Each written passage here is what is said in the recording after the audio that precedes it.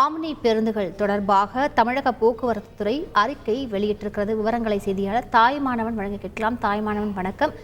இன்றையிலிருந்து ஆம்னி பேருந்துகள் வெளிமாநில பதிவெண் கொண்ட ஆம்னி பேருந்துகள் இயங்கினால் பறிமுதல் செய்யப்படும் அப்படிங்கிற நடவடிக்கையை எடுத்திருக்கிறது தமிழக அரசு. இது தொடர்பாக இப்போ அறிக்கை வெளியிட்டிருக்கிறது. அந்த அறிக்கையின் முழு விவரங்கள் என்ன? வெளிமாநில ஆம்னி பேருந்துகள் இயக்கம் தொடர்பாக போக்குவரத்து மற்றும் சாலை பாதுகாப்பு ஆணையர் தற்போது செய்தி ஒன்றை வெளியிட்டிருக்கிறார்.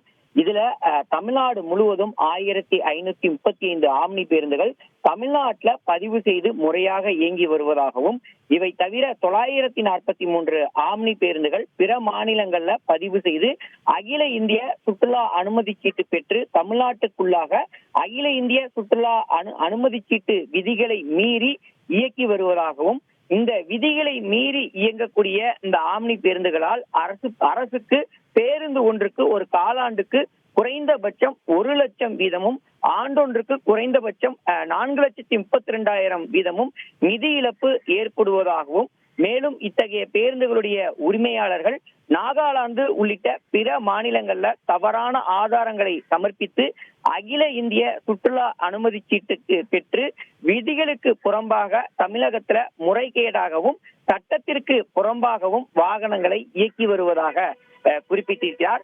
இதனை ஒழுங்குபடுத்தக்கூடிய விதத்துல போக்குவரத்து ஆணையரகத்துல பல்வேறு கட்ட பேச்சுவார்த்தை நடத்தி அவர்களது கோரிக்கைக்கு ஏற்ப 3 முறை கால அவகாசம் என்பது நீட்டிப்பு வழங்கியும் மொத்தமுள்ள 905 இதர மாநில பதிவெண் கொண்ட பேருந்துகள்ல அகில இந்திய சுற்றுலா அனுமதி சீட்டு பெற்று விதிகளுக்கு புறம்பாக தமிழகத்தில் இயங்கும் ஆம்னி பேருந்துகள்ல 105 ஆம்னி பேருந்துகள் மட்டுமே முறையாக தங்களுடைய அந்த பிற மாநில பதிவெண்ணை ரத்து செய்துவிட்டு தமிழகத்துல மறுபதிவு முறையை அனுமதி சீட்டை பெற்றிருப்பதாகவும், ஆனால் இன்னும் 800 ஆம்னி பேருந்துகள் போக்குவரத்து ஆணையரகத்தின் மூலம் எடுக்கப்பட்ட பல கட்ட எச்சரிக்கைகளையும் மீறி முறைகேடாக சட்டத்திற்கு புறம்பாக இந்த பேருந்துகளை இயக்கி வருவதாகவும், இதனால் ஆண்டொன்றுக்கு அரசுக்கு 34.56 கோடி நிதி இழப்பு ஏற்படுவதாகவும், அரசுக்கு செலுத்த வேண்டிய தொகையை செலுத்தாமல் முறைகேடாக பயன்படுத்தி பேருந்துகளை இயக்குவதாகவும் இதில் குற்றச்சாட்டை முன்வைத்திருக்கிறார்.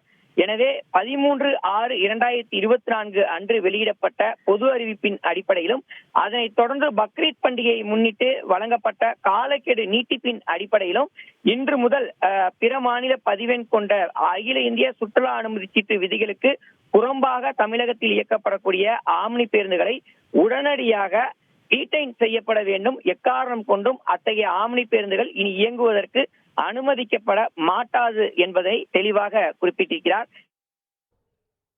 கூடுதல் விவரங்களுக்கு நன்றி தாய்மானவன்.